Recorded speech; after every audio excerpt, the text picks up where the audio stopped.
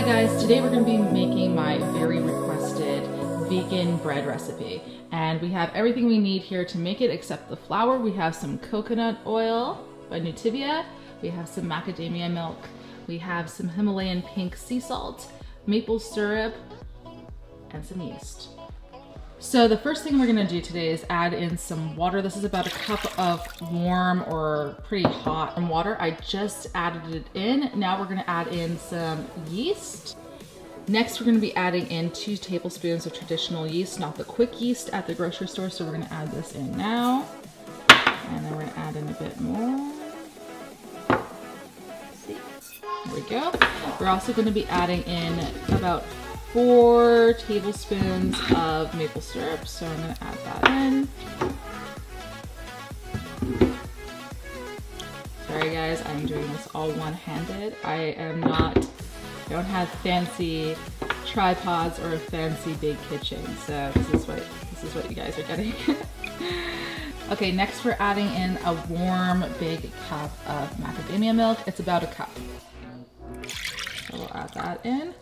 We're also going to be adding in about 2 tablespoons of oil. I'm using coconut oil. It's in a solid state because it's winter. For the macadamia milk, you can also use unsweetened macadamia milk, or you can use unsweetened almond milk or unsweetened cashew milk. You can use any plant-based milk to make this recipe. And you can also use any type of oil, coconut oil, almond oil, anything you have on hand. Olive oil, it doesn't really matter. So right now we have everything combined. We're just going to give it a quick mix. And yes, the coconut oil is in a solid state, but it's not going to matter later on. So we're just going to let that sit there. We're going to wait about 5 minutes or until the yeast has made this frothy. So now we're gonna add in a tiny little bit of Himalayan pink sea salt. You can see there, it's not even 1/4 of a teaspoon. It's just a little bit. So you can just, I don't know, grind a little bit in there, like a pinch of sea salt, I suppose. So we're gonna put that in there. We're gonna be adding in 6 cups of either whole wheat flour or just regular white flour. It's up to you. Just so you guys remember, please wait 5 minutes or until you see that the yeast on top is frothy before adding in the flour. So now we've had the flour added. We have about 6 cups added. We're gonna be mixing that up now. And what we're trying to aim for is a really non-sticky dough. So we want it to be all blended together, all kneaded together, but we don't want the bread dough to be sticky. Now, that said, I am a very, I guess a lazy baker. I don't usually measure things.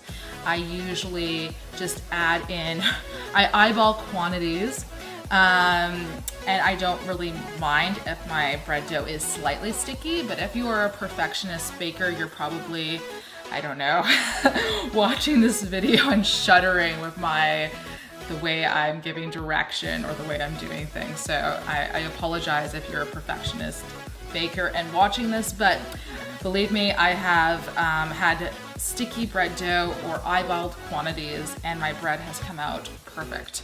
And I don't eat this bread because I have celiac disease, but the rest of my family doesn't have celiac disease, and every time I make the bread, they tell me whether it's good or not. And the only time I've had flop bread or bread that wasn't that great was when I added in flaxseed, which you can do with this recipe, or chia seeds just for fun. You can have a seed type bread or add in rosemary. Now I've added in chia seeds and flaxseed and had great bread, but the one time I didn't have great bread was when I added in rosemary and flaxseed. It just didn't turn out great. It didn't taste that great. My husband didn't like it that much. So you can pretty much, this is a pretty good recipe. You could even add in some raisins and some cinnamon to make it kind of raisin bread, a vegan raisin bread, if you will. And there's lots of different things you can add in. You can really just play around with this recipe. If you don't have maple syrup on hand, you can add in agave nectar. If you don't have agave nectar or maple syrup on hand, you can add in just plain regular sugar, just half the recipe. So instead of adding in 2 tablespoons of maple syrup or agave, you add in 1 tablespoon of sugar.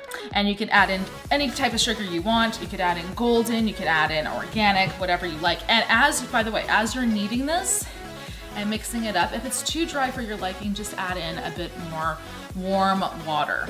So I'm just going ahead and adding a bit more warm water to my mixture, just to make it easier for me. So we're just kneading right now. We're just kneading away. You should probably knead for between 5 and 10 minutes. I usually knead for about 5 and 10 minutes. The more you knead it, the more it's going to taste better, I find. Though like I said before, it's kind of funny, like I'm acting like I've tasted this, but I haven't. I've never tasted this bread that I've made. I've had celiac disease for a pretty long time now. I haven't eaten bread since the age of 15 or 16, I suppose. Around there, 15, 16 is when I stopped eating bread. So it's been a while. I haven't eaten gluten-free bread for roughly about 5 years because, to be honest, I've tasted every brand out there. Can't say I really like the taste of cardboard in whatever way it comes in. This is what we got going on right now. This is how it should look. It's not slimy. We're just gonna knead this some more on the counter. We're just gonna knead that. As you can see, it's kind of like really, think of this as Play-Doh, but really, really tough Play-Doh, and you're just going to shape it around and move it. Like I said before, I am not a perfect baker. I am a stay-at-home mom, and I just happen to like baking and playing around with recipes till I get what I want. So I created this recipe trying to get what I want. It's probably similar to some of the recipes out there, I'm not sure. This is what we have. This is our this is our dough. We are going to be putting this back in the bowl. Boom. And we're going to be covering this and giving it a good nap for roughly about an hour and a half. I'm going to leave it in the bowl for, and you can leave it in the bowl. It doesn't really matter how long you leave it in a bowl. If it rises up to about, you always use a big bowl, by the way, when you're rising bread. It needs to expand. It's going to expand to probably about the entire bowl, and maybe even a bit more. My bread usually gets up to about here, and it's just like a big dome thing happening. So give your bread quite some room to rise, and just be aware that you could put this bread in the oven probably after about an hour. I've let this bread rise for about 2 hours just because I'm like running around after my kids and I'm slightly absent-minded. So the bread is very forgiving, and you can let it rise for between probably about 40 minutes. You're probably good if you really want to get it in the oven, and you're probably still good if you put it in the oven after 2 hours. So we're gonna wait. We're gonna wait a bit. I'll let you know how long we wait for this bread. So we have this in there. Oh, Smeagol's visiting. Okay, so we're gonna say night-night to the bread and give it a nap. There we go. It's been about an hour, and like I said before, you can wait about 30 minutes or so, but if you wait up to 2 hours, it's fine. And this is what we have. So it's rose a bit. It hasn't gone over the bowl like I thought it might, but I usually don't measure, so it does usually go over the bowl. So this is what we have right now. We're gonna take this out. There we go. And so we're just gonna knead it a little bit more. Just go like that. Pick up any little bits left in the bowl. And you just, what we have here is we have a silicone, I guess oven, I don't know, bread thing. I don't know the names for things, but I usually prefer glass, but our glass one broke, so this is what we have left. It's pretty old, as you can tell. And so we're just gonna, what I did is I put coconut oil in there, so greased it, and now I'm just adding this. And we're just going to move it around to make it the same shape as the tray. So as you can see here, I just got a little bit of coconut oil, and I'm just gonna smooth it over the top like this.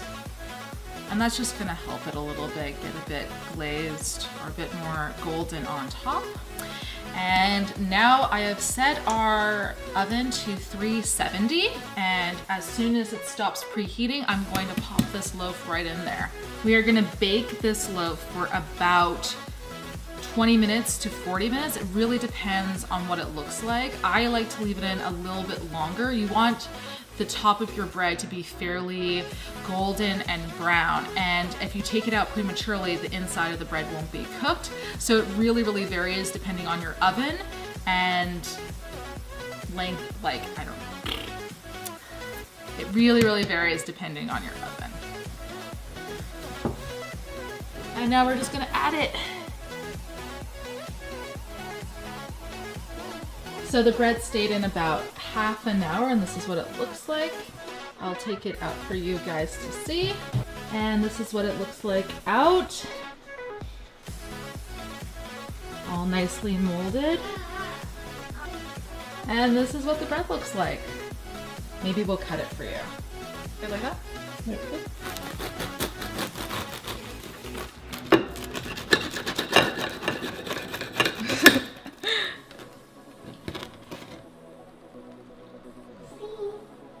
Pretty yummy. Smells pretty good. Say hi, Silky. Ah! Are you excited for bread? Yes! I want some bread and butter. Oh, vegan butter.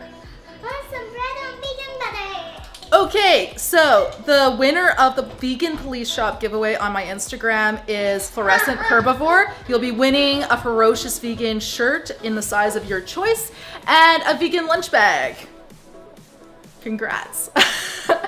That was my bread recipe video that you guys requested a ton and told me to make over and over again. I finally made it for you. So happy New Year's, guys. Peace. Have a great week. Eat lots of vegan stuff and I love it and I love it. You trying to do a thumbs up? Okay. Okay. Thumbs up. Thumbs up. Thumbs up if you like this video. Subscribe if you'd like more recipes. Subscribe for you some much recipes. What do you think, Daddy? Good. Good.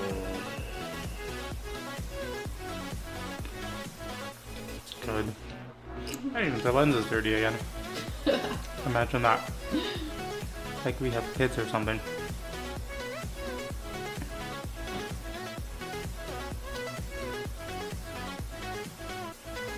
Is that good?